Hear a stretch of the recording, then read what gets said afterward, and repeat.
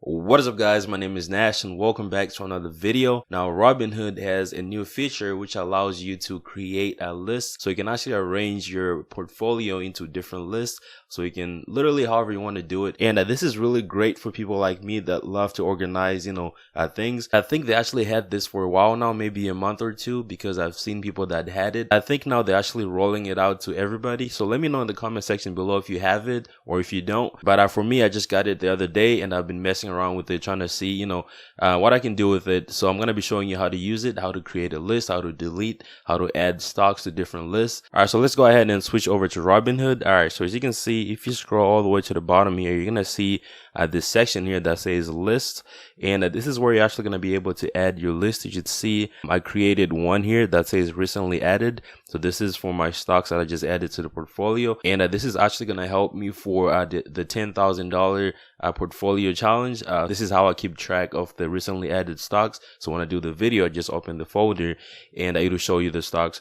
But pretty much to create a list, you can actually go ahead and click the button here on the bottom, and it's going to prompt you with this where you actually type in the name. So I'm going to type in, I'm just going to type in my name, and I'm going to go ahead and click on create.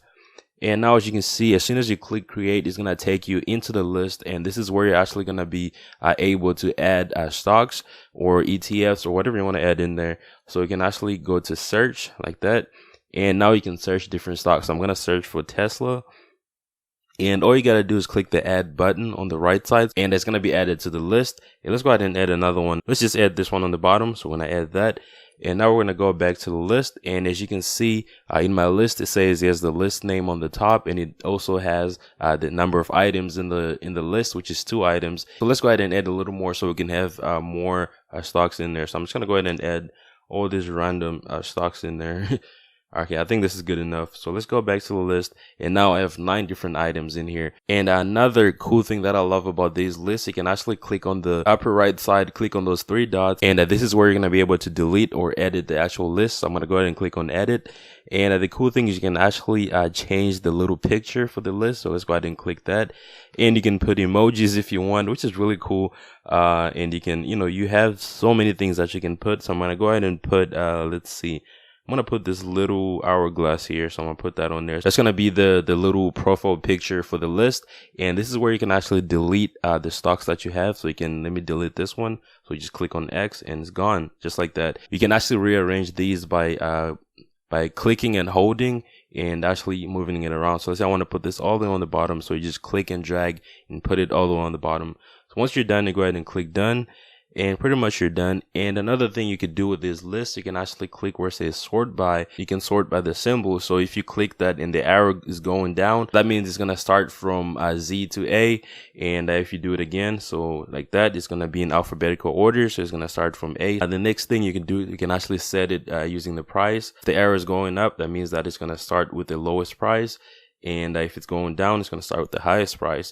And you can actually do the same thing with the percentage change. You can do the same thing. So let me go ahead and put it here. So like that. All right. So to add to this list, you can actually click that add button and you can just type in any stock you want. And the cool thing is you can actually create a multiple list if you want. So as you can see, this list is open. So let me go ahead and close it. You just click this little button here. I'm going to go ahead and add another one, and I'm going to name this YouTube. I ran out of names, so I don't know what to put, but pretty much you can do the same thing with this one. You can click the add button and you can add a bunch of stocks in there, the ones you want, honestly. You can also add stocks from your portfolio if you want. It doesn't really affect what's on here. Let's say you wanted to get rid of all this list. You can simply click on the list itself, and you can go to 3 dots on the upper right corner, and you can actually click delete. It says if you delete this list and its items will be gone forever. So go ahead and click delete, and it's gone. And I'm going to go ahead and delete this one because I don't really want this, but I'm going to go ahead and delete this. There you go. And like I said before, you can actually add stocks that are in your portfolio into the list. It's not going to get rid of the stocks that are up here. It will just create a separate list. So that's how you actually categorize your stocks. You can put by dividend stocks, growth stocks, or however you want to do it really. Once again, I think Robinhood did a great job when it comes to this, because I think a lot of people can really use this. And I've seen people that have hundreds of stocks in their portfolio and they have to use a third-party software to actually categorize their stocks. Now you can actually do it in Robinhood. But thank you so much for watching, guys. Make sure to go ahead and hit the subscribe button below if you haven't already, and I'll see you in the next one. Peace.